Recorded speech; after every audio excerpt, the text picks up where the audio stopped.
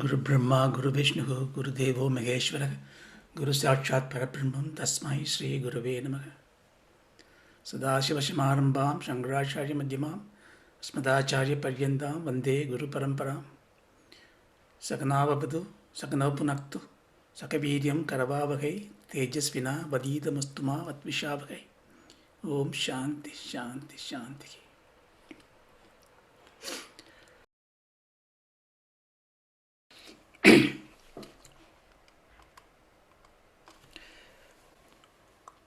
Om Yogena Chittasya Padena Vacham Malam Sarirasya Chavatyakena Yopa Krutotmam Pravaram Muninam Patanjalim Pranjalim Anatosmi. Forgive me my throat, I'm having a little bit of a problem. So, good morning. So we will just see what we have learned so far. Atha yoganusashanam yogascha chittavritti nirodhaka tada drishtu swarupe avasthanam vritti sarupya idarattara. So in the first 4 sutras, we saw sage Patanjali defining the purpose of this samadhipatam, that it is for imparting the yoga shastram, and that is about reaching the state of chitta vritti nirodham. And when you reach that chitta vritti nirodham, a regulated mind, the manonasham is a regulated mind, one attains the state of one being oneself, the true nature of it. Maybe you and I are not really sure about what it is.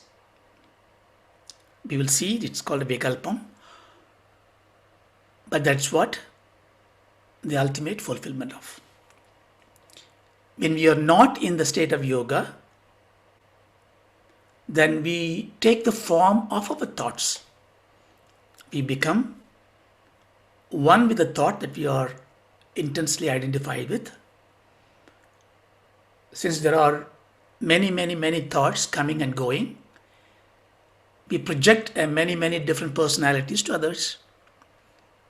That's why we say it's very difficult to understand you, they say, because we project a different personality. We become one with the thoughts. So the whole idea is, because I'm losing myself in the thoughts are ruling me. It should be the other way around. I must rule my thoughts. Therefore, I must know what thoughts are and how to rule them. So this is the point of decision that Patanjali has drove us into in the first 4 sutras. So our goal therefore is, what are these vrittis and how to control them. Vrittaya panchataya klishtaha pramana vipraya vikalpa nidra smrataya pratyaksha anumana agama pramanani viparyayo mithya jnanam atatrupa pratishtam sabda jnana rupati vastu shunyo vikalpaka abhava pratyaya alambana vritti nidra anuputa vishaya asampramoshaka smriti. So Patanjali started giving the next part of the learning. What are the vrittis? So we saw that 5th sutra, vrittayaga panchataya klishta aklishta. This is what we saw in the last class. Just to have a very quick recap so that we can build on it. Vrittayaga. So the thought modifications are, remember, always you must remember, vritti is not just a thought, it is the dynamics of the thought changes. Thought can be anything. So he's not interested about what are you thinking. It's about how the thoughts process happening and what's the impact of the thought. We will talk about what thoughts we should have later. So he says these vrittis are panchataya, fivefold. Because it's very difficult to bring all the infinite thoughts into, enumerate them. So they use this general technique in Sanatana Dharma. We bring the homogeneous factors, generalize it, and bring it to a nice bundle of group of ideas so that we can very easily handle them. So fivefold, he has not told us what the fivefold are. We're going to talk about it now. But he said, mind you, these fivefold thoughts are klishta or aklishta. So klishta and aklishta, what they are. So klishta are the thoughts which leads to grief, which leads to sorrow. Even sorrow can also generate the klishta thoughts. If you hurt me, I'm feeling very vengeful, anger, rage. I abuse you again. The thought that coming out of me, born out of my anger, a grief. Or if I think of evil to others, avarice, greed, jealous, ragadvesha, when it creates the kleshas, they are called kleshas. We are going to talk about this later. So the klesha-induced thoughts are klishta. They are technical terms. If you forget it, doesn't matter. But the point is, thoughts are afflicted by certain impacts. Here we're talking about the grief. So obviously we have to control them. Because if we don't control them, what happens? These thoughts create a very fertile ground. You see, we are basically a digital being, We may have a solid body and tangible features, but our experiences, our actions, our happiness, sadness, everything is around the information that we are processing. Therefore, the more information that we have, more thoughts we have, and if the thoughts are more klishta, every thought creates an action creates experience creates intense feeling creates samskara creates thoughts create action. So you see, go in a loop. So when you have lots of thoughts, and the thoughts are creating more and more actions, here we are talking about the actions which are not leading us to progress. They are called karmashaya. They say in a very crude management where they exploit the laborers, workers, it's called mushroom management. Put them in the dark, feed them shit and watch them grow like a pigs. You don't know what you're eating, you are in the dark, they feed something, but you keep growing. Because you have no time to contemplate, discriminate, engaged, protection, karmashya. So most of our life is like this. We get up, do things, driven by some motives, some objectives, but klishta thoughts. Compared to that, klishta is not causing grief, not caused by grief. Thinking good to others. We briefly touched why we don't say joy creating thoughts. Remember that? Because Patanjali is very particular. He is driving to the point, exactly like Vedanta. We are not, we don't go to the doctor and say, listen, I have a problem because I seem to be very happy. I seem to enjoy life and it's unusual of me, so please, something wrong in me. We don't say that. Sukham is not abnormal to us. We know it. Therefore, why talk about which is your natural part of it? Therefore, we always try to discriminate what is, you see, this is very important to understand. The life is not all about enjoyment. Enjoyment is a process of life. The goal of life to be knowing our true nature. Therefore, whatever is not us, whatever is anatma, in an intermediate level of thinking, not the paramarthika thinking, because paramarthika thinking there is no atma, anatma, we are not there yet. Anything that is not us, we will take away. If you look at your life, we always discriminate and eliminate, move away from things that is not you. That is why you see, when life is all about two things, right? Desire and fear. Desire is for happiness. Fear, not to have grief. In a way, fear is also a desire not to have grief. Therefore, if you want to compress into one word, it is rather dvesham, it is fear. It is desire. So whenever you say it is not good, that means it is not yourself. So thoughts which are leading towards those kind of discriminative action is called aklishta.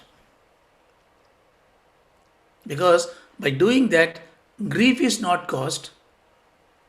You become your state of your affairs, which is ananda. Sukham is natural resultant of it.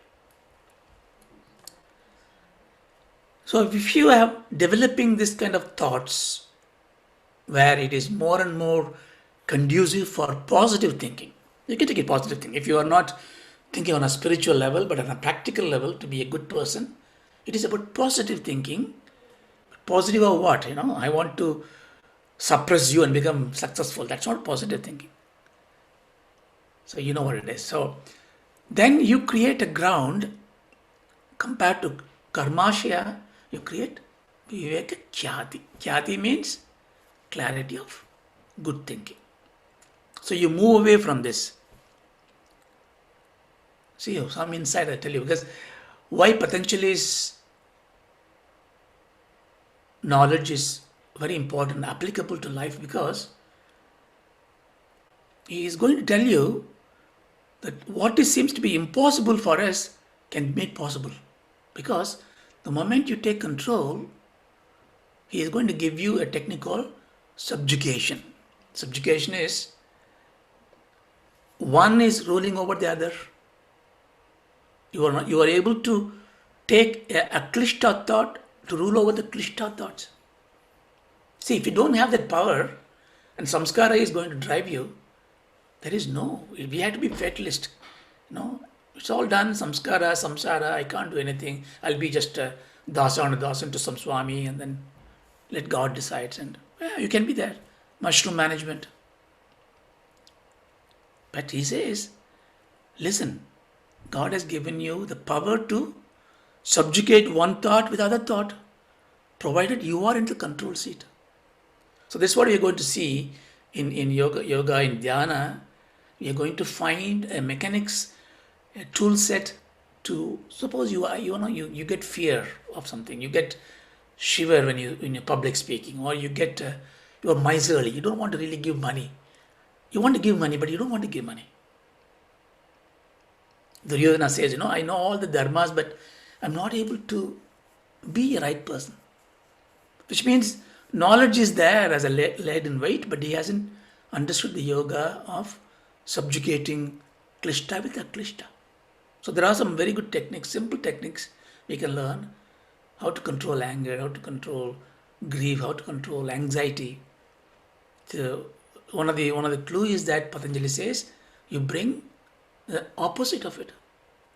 In a dhyana, if I am thinking of I am giving money to charity, I am building schools, I am donating to needing people, dreaming, vikalpam, imagination, we do all that. this aklishta thought will create a samskara. And it will remove this. So we are going to see all those things. So, vritti create impression. We also saw samskara. It creates samskara. It's very important to understand samskara, because if you don't understand samskara, we can't understand the Yoga Sutra's application of it. And this is also building block for Vedanta. So samskara, as we did last class, it is a residual part of your thoughts. Every thought, every action creates an impact in you. It goes into your subconscious mind. Then it comes out and creates vritti. That's the reason why thought comes to us. Then we also see vijaya, external words. Then we create a thought. Those thoughts, this samskara created vasana thoughts, create new vrittis. The new intensity, new samskaras goes again. It keeps on in a vicious circle. So there's a lot of ways we can analyze it. It will give you very evidence of it. See, personality. Personality is something which is the samskara creates personality. It's a DNA, genetics, or the upbringing, nature versus nurture. Yes, they do. But you have to really take nature, nurture, samskara. See, don't be intimidated by science. Science has got a rational view. Science say man is a rational animal. It's laughable. Randomness, rational thinking, they're all very bounded concepts. Because when the thoughts comes through samskara, which you have no control on it, where is rationality? So we define a bounds, and within bounds we apply logic. So even Patanjaly is like that, even Vedanta like this. But the bound has to be as infinite as possible. So this cycle of vrittis and samskara, this has to be broken. So this samskara gives out personalities. See, how come you have a doctor, his son is an artist. So what do you say?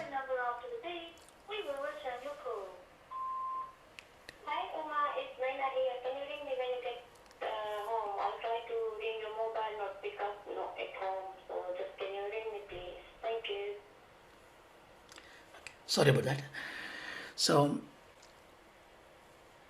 where I am.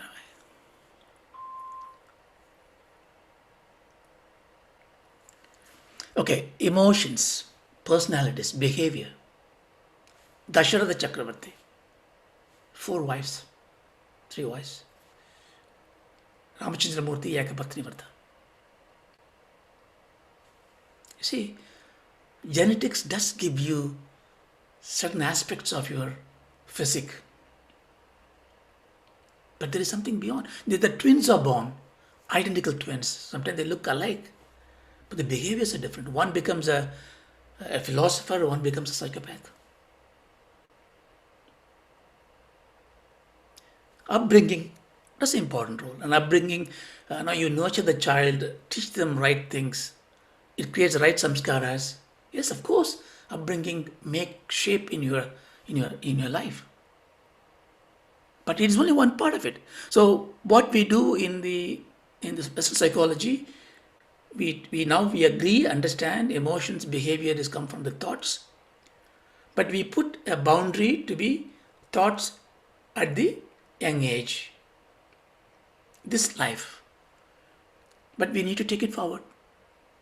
Life is, when you talk about the reincarnation, multiple births, all this, you get, go away, you get a kind of a attitude that it is not believable, but stay with me because you will understand there is no way but to accept those things. So samskara, therefore, is not replacing nature and nurture, but it is adding to it. So samskara is a very important part. So it becomes our personality. So personality means it becomes an identity. So the whole Vedanta, the whole thing we are trying to do, who am I? The identity. Identity, when it's spelled out, it's personalities, multiple personalities. If you look yourself, you may have cultivated, nurtured very beautifully an image with your dear friends, with your family, with an office. There are personality development programs. You pay money for it to dress up your personality, is it not? But you have an identity. But all this identity is just a tapestry of your samskara. Your desires, your fears comes out, and it is embroidered. A picture is out there. That's you.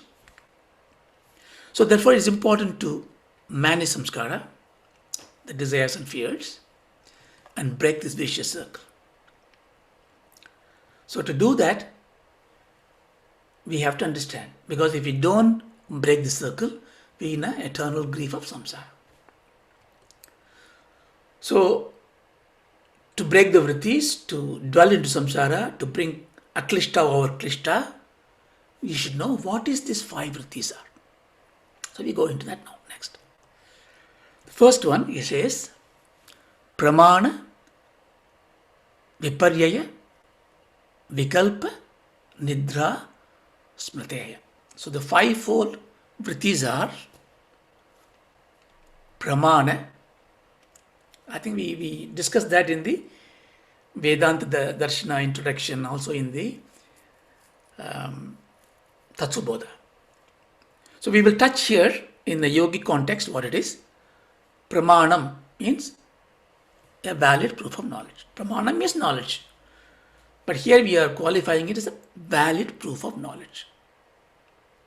How can you say knowledge is valid or not? You have to take it to compare to the terms of reference.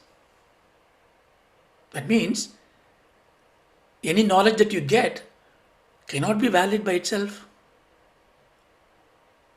Therefore, we can start with the knowledge, but then we define that it is a valid knowledge. So how can you say valid, right or wrong? It's not right or wrong, or good or bad is subjective. Yes, at an intermediate level, yes. But when you go higher and higher, I think this may change. But we always need a terms of reference. So we are going to define what is the valid proof of knowledge. Viparyaya is not a valid knowledge. It is a Brahma, a false knowledge, perverse cognition. But we do not know when we get this knowledge. So there is a method by which you go, oh, okay, this is wrong. So I look at in the long distance, I see something is coming. It looks like an elephant. Therefore, I think it's an elephant. But then after some time, I see it is not. It's a buffalo. So it's a viparyaya, purpose cognition. Then sometime I have imaginations. I think that I become some big person or something, without any cause, without any objective dependency. I imagine things. We're going to go through in the detail of them. Then I sleep. This is a bit strange. We normally think in sleep. I don't think. So here he is saying sleep is a vritti, nidra. Nidra is not swapna. Nidra is dreamless sleep. So it's very interesting here. We're going to see why. So sleep is a vritti. See, we are going to control the vritti, right? Control means what? Not destroying them. First of all, making them aklishta, making them non-grief causing. Aklishta means it has to be sattvic in nature. Therefore, we slowly but surely convert all the vritti to sattvic vrittis. So here, therefore, if nidra is a vritti, you want to know how it can be a vritti, and how can it make it a sattvic sleep? Is there a sleep, different sleep, sattvic sleep and a rajasic sleep? We're going to see that. Then smriti, memory. So, right knowledge, wrong knowledge, imagination without any substance, sleep, and remembrance, memory. So therefore he puts all these 5 into 5-fold vrittis. So that's it. Therefore, if you think of a thought, and this thought has to go into one of this. Okay, there are some arguments, how can I can think of a thought which is not one of this, but we can actually argue and put into one of these baskets. But remember, this is not, we're not in a deep study of psychology or Tarkasastra, but here we are trying to find out 5 baskets so that we can manage the baskets well, and we are going to see in which basket to put, because in some baskets we put in there, we can simply nirodha them, we quickly remove them, like viparyaya.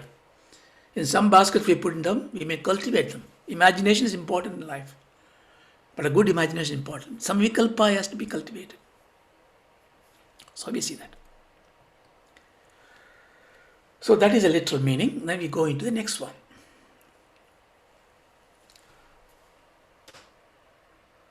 Pratyaksha, Anumana, Agama, Pramanani.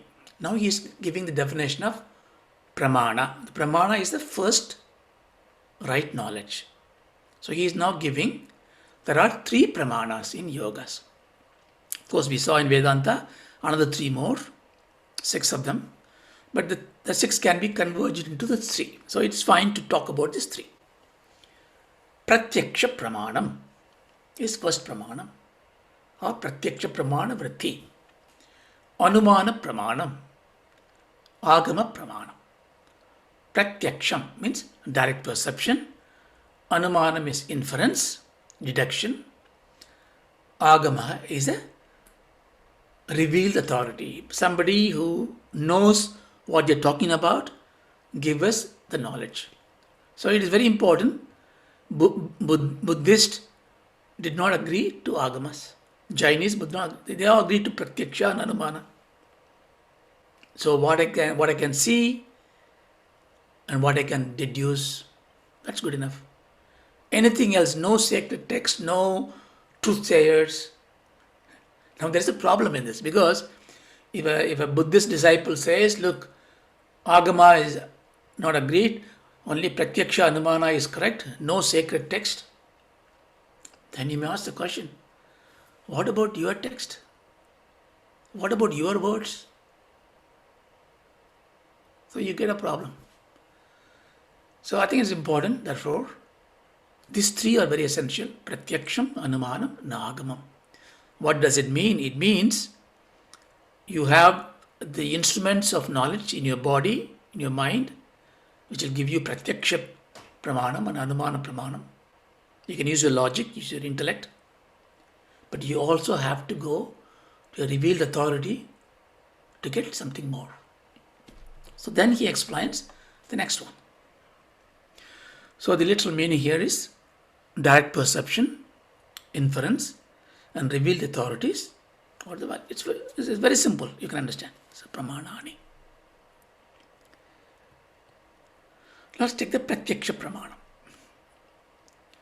So aksham means sakshuhu, is the eyes. Pra means in front. Pratyaksham means direct, in front. Even though it says eyes, it means eyes, etc. So if I see you, I'm seeing you, you are pratyaksham to me. I'm using my eyes. So if you remember what we discussed before, prama is right knowledge. Karanam means instrument. So prama karanam is Pramanam. The instrument that gives you the right knowledge is Pramanam. We can talk about it for hours and hours, but it's enough to understand this. But that Pramanam, we further qualify because in Sanatana Dharma, everything is precise. Pramanam has to give us very uniquely a knowledge. Unique means that knowledge cannot be coming from some other instrument. If there are other instrument giving it, then it is not a Pramakaranam. So we say eyes can see. The actual definition of eye is, eyes can show you the varna, rang, colors. Eyes can show you the colors. Because even sometime your touch can give you the feeling, I can touch this, oh, this computer looks like oblong or square. So the uniqueness of eyes is to see the colors. We can say form right now. Doesn't matter. Ears can only hear. I can't see from my ears. I can't hear from my eyes. So these jnanendriyams, seeing, hearing, touching, tasting, smelling, these 5 indriyas are the pramakaranams or pramanams for pratyaksha pramanam. So it's very simple. So pratyaksha pramana means I can use my 5 senses. But a better definition is given in the Bhashyam. It says the mind field, the chittam, is drawn towards, attracted to, and colored. Upa means near. Upavasam. Vasa means staying near God. Upavasam is not just being hungry, being near the God. Upasanam, being seated next to the God. So something which colors the proximity. So therefore what it means, pratyaksham is therefore where there is a proximity involved. I can't have a pratyaksha darshanam of Mars or America or New York. It's not pratyaksham. I can only think induction. But I can see you, pratyaksham. So it's interestingly how it works, how the eye sees. Again, very, very briefly, every object has got sattva, rajas and tamas. Do you remember? In Vedanta we talked about it. Tamas is stagnation, stability, staying. The easiness is tamas. Existence is tamas.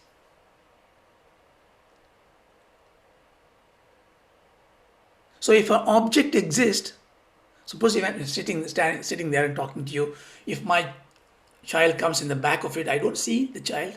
My eyes are not seeing it. But I can have a sense of somebody is there. So what's happening is the tamas of the object, the proximity, creates an impact in my balance. It disturbs my balance. My chittam is getting affected by it. Because I am drawing my force, my energy is around me. The tamas comes in, tamas dominates. What happened? My rajas wakes up. It triggers my sattvam. What is sattvan's nature? To illumine. So my sattvam emerges and flows back into, just imagine this. The object tamas is coming to me. My sattvam rises up. It now goes to the object. Sattvam illumines. Therefore, I know the object. Do you understand? Object is there. If tamas is coming to me, my sattvam is going to it. Sattvam illumines. Now I know the existence of object. The box is there. The book is there. Pustakam asti. The astiness tamas. Do you understand? So, but the thing is, the sattvam is rising in me to illumine. Is it pure sattvam? Unfortunately not, because I have rajas as well. What is my rajas? My rajas is full of emotions, passions. Therefore, the sattvam emerges to me to know the object. It is colored. Colored by my samskaras, colored by the vishayas. So what the child is coming behind me, whom I will allow and embrace in normal conditions. I'm teaching now. She's a nuisance to me. See, I look at it differently now. The same person. See? So therefore, this is the insight here is, even though it's pratyaksham, direct, what you see is not what you get, it's what you put. Or what you put and what you get. You colored it. But that's the best thing we have. There's no way I can say everything I can see as it is. If I see as it is, I am a yogi. That's the state we want to go. See things as it is. Very difficult to do. In all our life, all the samsara, samskaram is because we don't see as it is. You don't see me as it is. Without you knowing, it's get colored. But that's given. So we will see how we can. So the pratyaksha definition is jnanendriyas. Therefore, if you don't see it, now, what is the important word therefore? If I am seeing it, smelling it, tasting something outside of it, or something I can objectify it. Therefore, pratyaksha pramanam is therefore, is the vritti happens on an object which is outside of you. This is very important to understand. So you don't have a pratyaksha vision in you. No. It has to be outside. Arjuna has to ask for the pratyaksha darshanam because he hasn't evolved into full yogi. Therefore, the God has to be different from him, show him in so many different ways, an external substance. Pratyaksha darshanam. You say, I want the Krishna came to me pratyaksham. Yeah, fine. He has shown you an object outside, colored, attracted. Why is colored? Because he is showing you the way you want it to show. Bhagavan says beautifully in Gita, don't ever try to convert anybody. You can't go and convert a very pious Muslim to a Hindu or a pious Christian to a Hindu. It's futile, it's wrong. Why? Because when he is looking for as Allah, I'm going to show it to him as Allah. He is colored, is drawn, attracted to him. Like if you are asking him, if my Ishta Devata is Shakti, okay, fine. Atma is going to show you as a Shakti.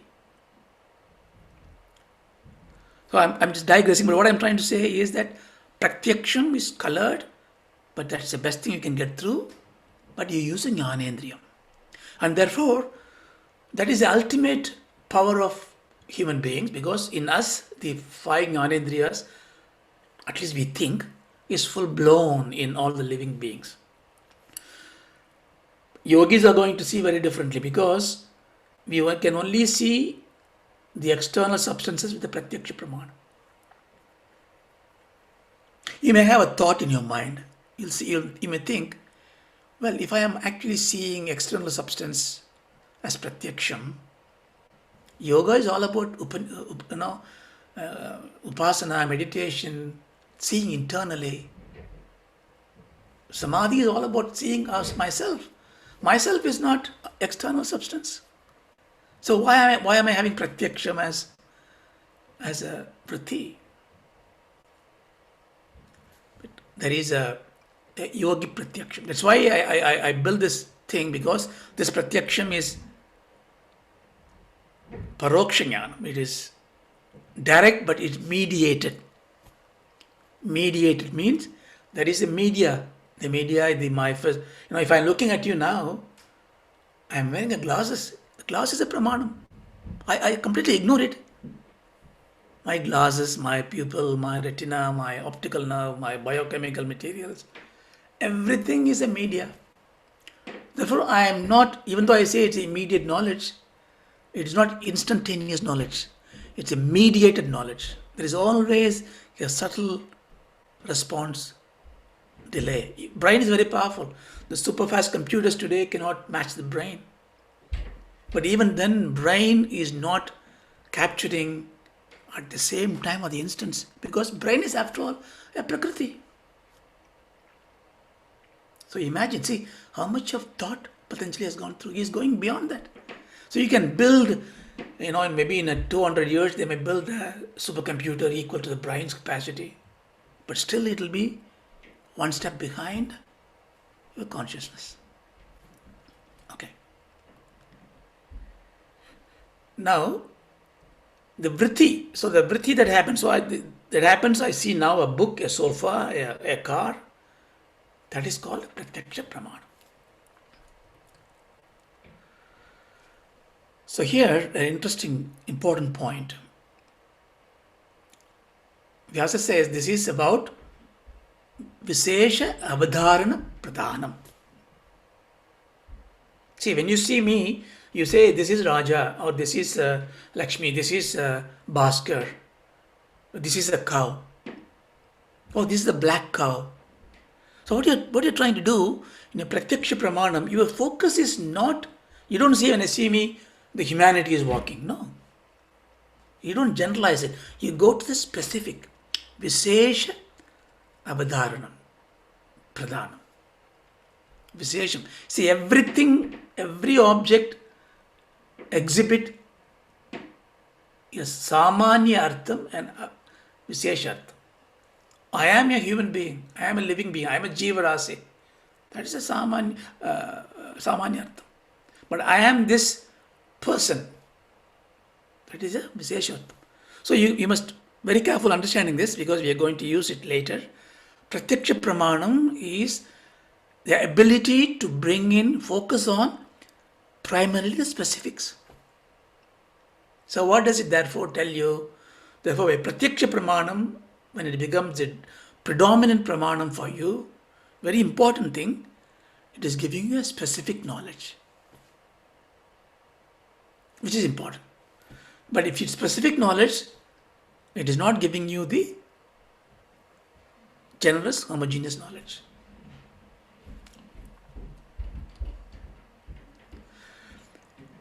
One more point, a Vedantic perspective, I must tell you this. So when you see it, what do you therefore get? I get, there is a book. That's a vritti comes to you, right?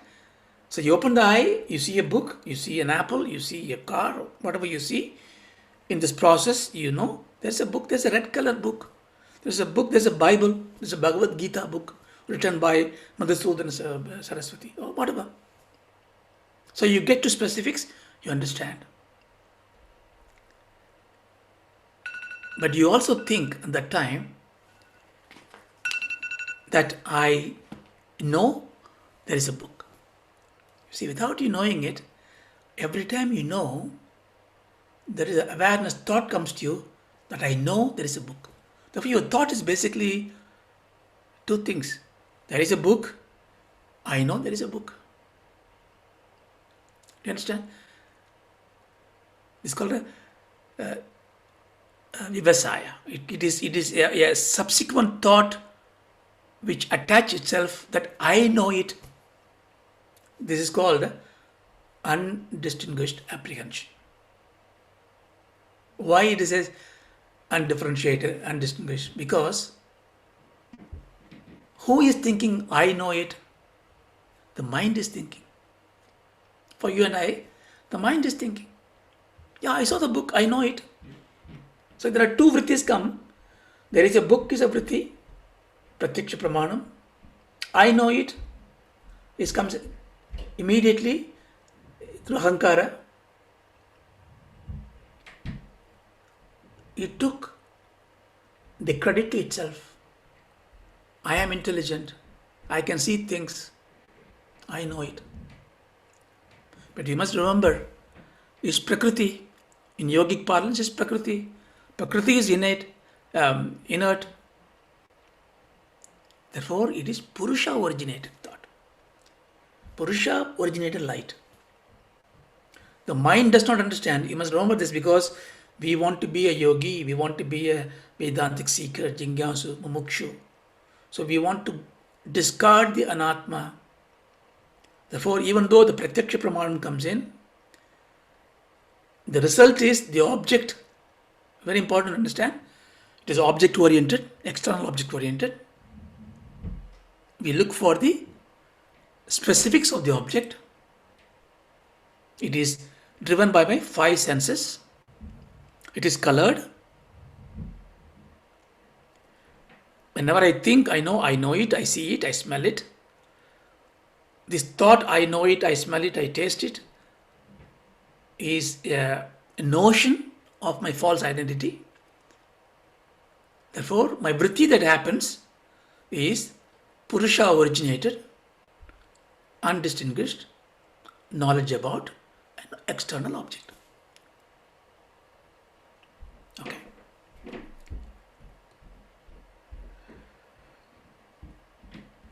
But how to make it valid? This is important. Make it valid because I see that car coming. I also hear the roar of the engine. And when it passes through, I can smell the unleaded petrol. And that force of the car create an impulse on the wind. It shakes my body. You see, I bring all my jnanendriyas to see consistency in my understanding. That's why the pratyaksha pramanam is considered by default a valid knowledge. That's why in science, naturally we take it. Oh, there is God. The question comes in, show me the God. Because for us, we know the most valid proof is I must see it, I must hear it, smell it, touch it. Fair enough. But not only that, we will also ask the next person, hey, did you see that car? Hey, did you see that person? And he say, yeah, I saw that car. Then yeah, comfortable. The perceivers are also agreeing. So without going in a Vedantic way, in a gentle way, realist way, therefore, if the objects exist in the world, the perceivers agree on some perception consistently, and my organs also consistently say it's the same thing, then it is a good proof of reference. Therefore, we take the pratyaksha pramanam as a good valid knowledge. Of course, until it is proven incorrect. Okay, so we will not talk about it anymore. So I'll just take the next one to finish it. The next pramana is Anumana Pramana.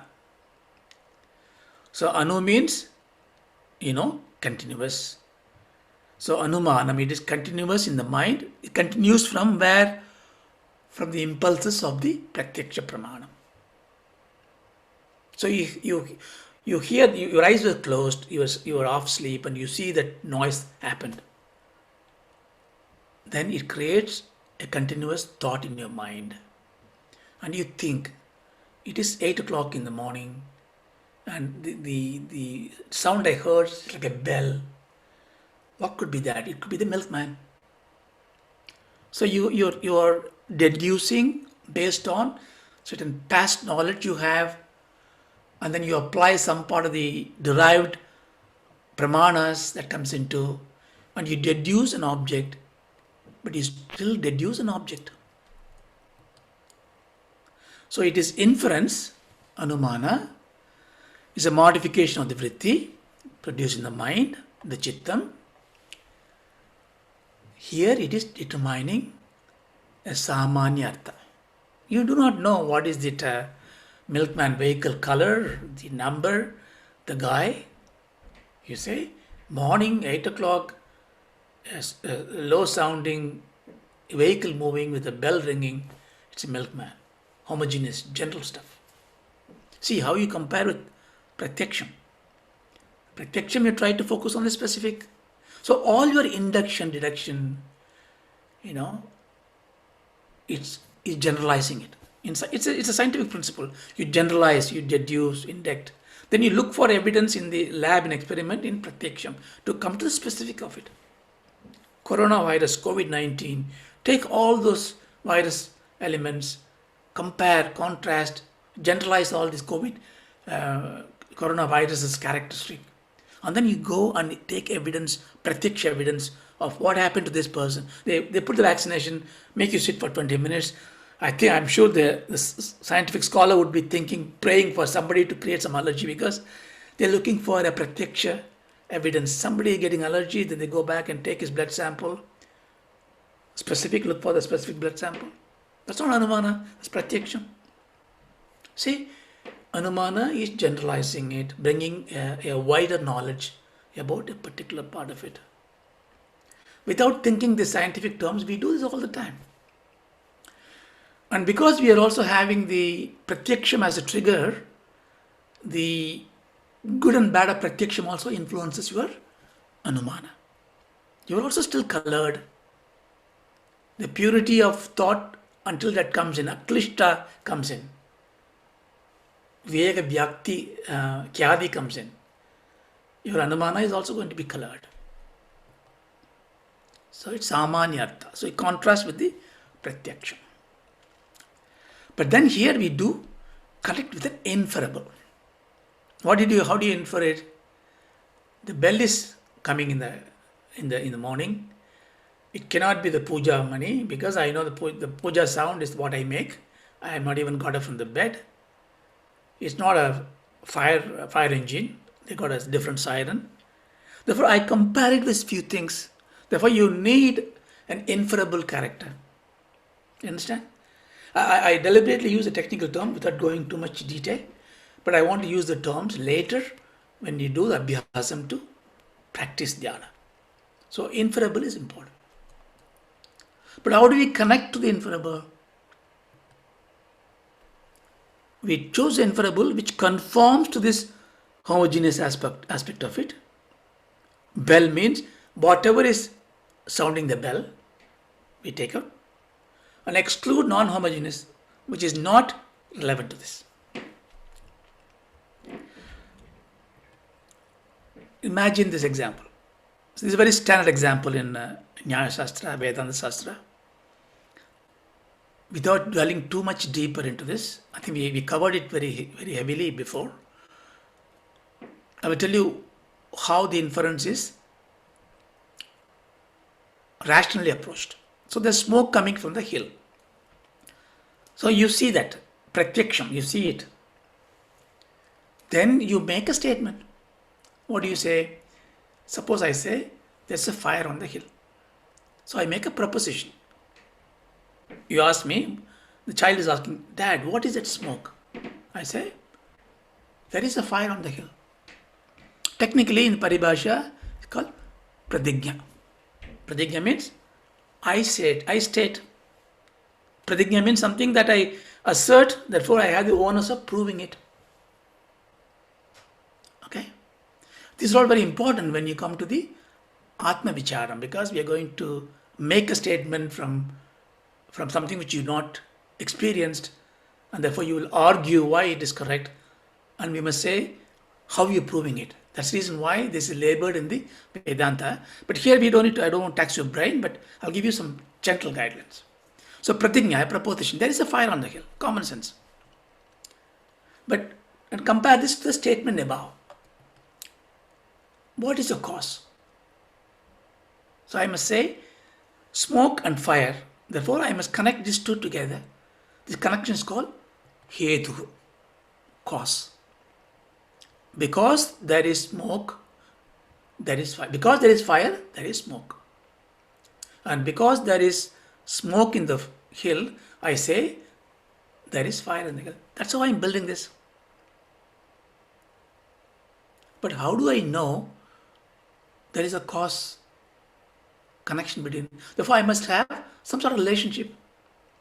So I take an example. I exemplify it. It's called drishtanta. Drishta means, what is dri means? To see. Drishtanta means an example, seen example. That means a pratyaksha pramana. I have already seen it or known it. What I have known it? Wherever there is a smoke, there is a fire. Or whatever has smoke has fire.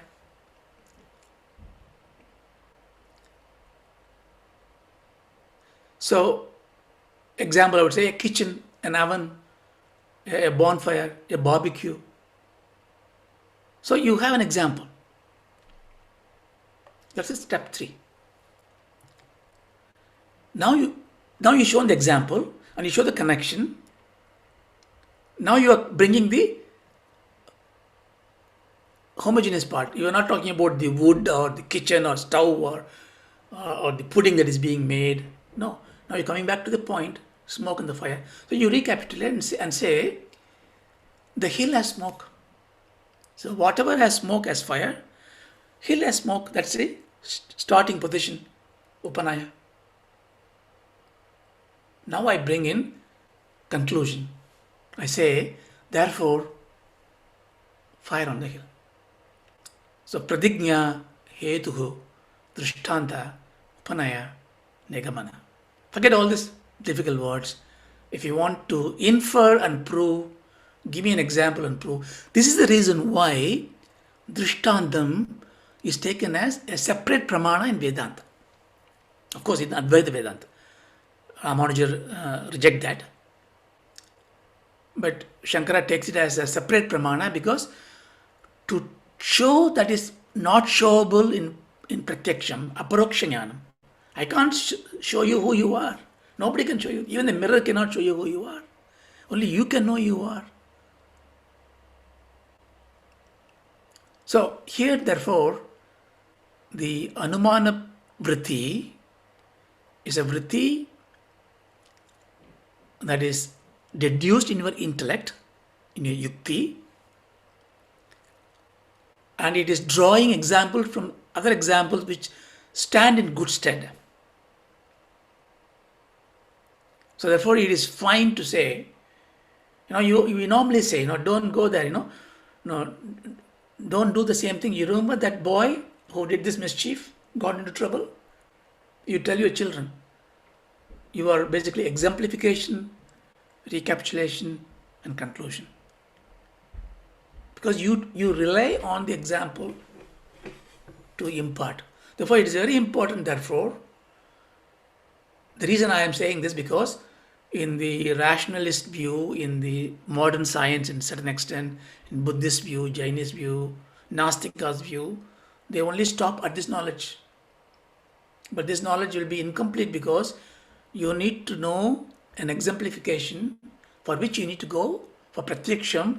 Pratyaksham is colored, therefore you need to go for something else which is called agama pramanam. So I don't think I have time to go to the next one, so I will stop it here. Therefore, we can say the Anumana Pramanam is compared to the Pratyaksha Pramanam is also oriented towards an external substance. It's got an object. It is generic knowledge compared to the specific knowledge. It is a derived cognition. And like Pratyaksha Pramanam, it needs to be validated by other Pramanam. Like what? So you say, you wake up your wife, you don't want to get up. If it's a milkman, you say, oh, there is a bell, there must be a milkman, can you go and check it up? So she need to have a Pratyaksha Pramanam to come back. So what we have understood today, in the 5 vrittis, we are going to control. We are trying to know what they are. They are pramana, the right knowledge. Viparyaya, the wrong knowledge. Vikalpa, the imagination. Nidra, an absent of knowledge. And smriti, memory. There are 5 vrittis. Then we gone into the first vritti, pramana vritti. Pramana vritti has got 3 types. Pratyaksha pramanam, Anumana pramanam, and Agama pramanam. And we saw Pratyaksha pramanam first. It is seeing through your 5 senses. It is seeing outside.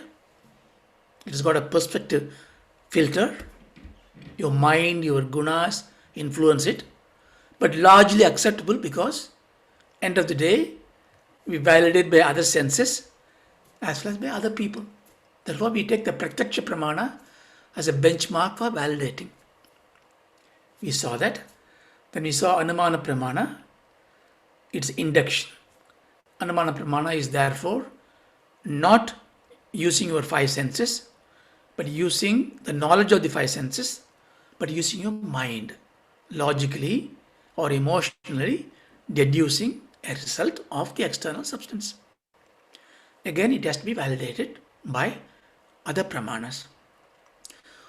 Next class, we see the Agama Pramana to complete the Pramana. Then we talk about the other four. So we will finish it now. We do the Shanti Pada. Om Asadoma Shatgamaya Satoma Sagamaya Tamasoma Jyotirgamaya Tamaso Jyotirgamaya Mrityoma Amritam Gamaya Yoma Amritam Gamaya. Om Shanti Shanti Shanti. Om Shanti, Shanti, Shanti. Thank you. Thank you so much. Thank you.